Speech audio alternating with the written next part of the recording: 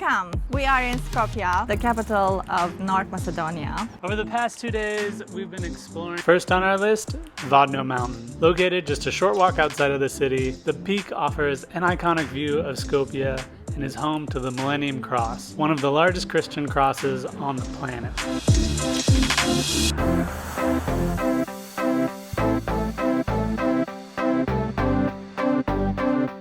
On our way, we stopped at this delicious burger place and got these breakfast sandwiches, which were so good. And then we got some extra sandwiches that we brought with us so we could have a picnic later on in the day. Halfway up the mountain is a cable car that can take you to the summit. The trail to the cable car is steep but accessible. On a sunny day, it's full of people. Riding the cable car is fun and easy. Each ticket costs €2.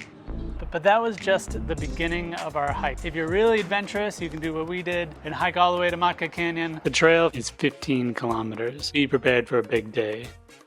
The first 11 kilometers follow the ridgeline. It's a beautiful trail with views of mountains in every direction.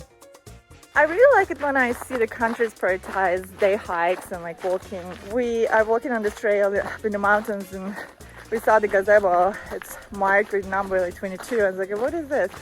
I was like, oh, because there are all those bikers here, maybe this is the meeting point.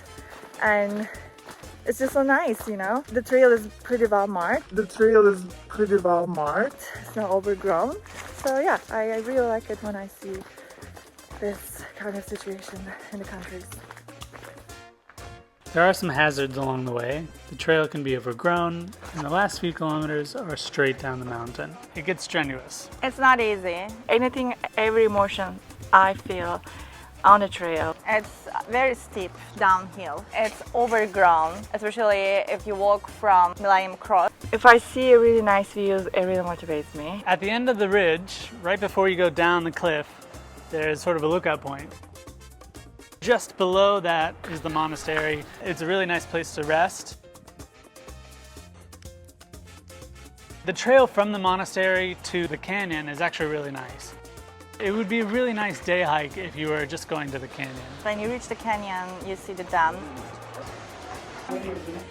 We got down into the canyon just as the sun was setting.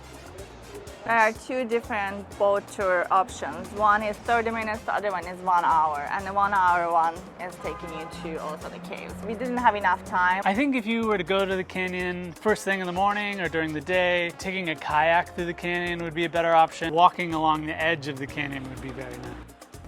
After a good night's rest, our second day in Skopje, we explored the city. The city doesn't really wake up until 10 o'clock, which was great for us because we were tired after a long day of hiking. Our first stop was Cantina Restaurant, which had a great brunch and an even better vibe. Highly recommend it if you're ever in the area. Sunday is their holiday. You'll see in the heavy tourist areas, 50% of the shops are closed. In the rest of the town, 95% of the shops are closed. Plan accordingly. After breakfast, we walked to the square. The square is the center of town. It's beautiful. There's these massive buildings around. They had a massive earthquake in 1963. 80% of Skopje was gone. In 2010, Skopje undertook a massive project to reconstruct the city from the rubble. Over the course of 4 years, they spent €700 million constructing colleges, museums, government buildings, and monuments.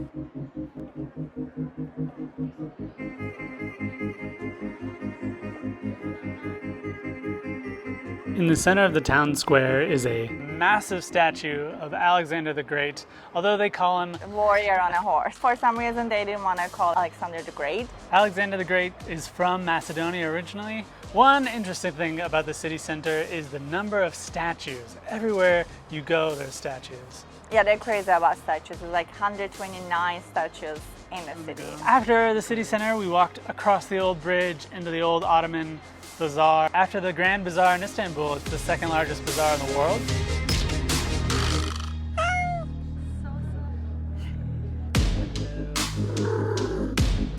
After the old Ottoman Bazaar, we headed to the fortress. From the fortress, you're on top of the city. You can see 360 degrees around the city. The fortress was built 1,500 years ago on land that has been occupied for the past 6,000 years. It's been home to Romans, Byzantines, Ottomans, Serbians, and now Macedonians.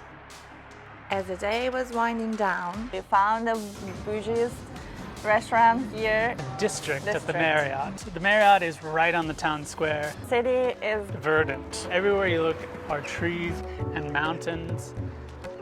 This access to nature, I think a lot of people are envious of. Just an hour up the mountain and you're on a totally different planet. It's countryside, it's summit peaks, but then now you're in the city. It's too easy. If you are a nature lover, nature is out there waiting for you. If you are more like a city person and exploring cities, definitely Skopje is your place. This is our 2 days in Skopje.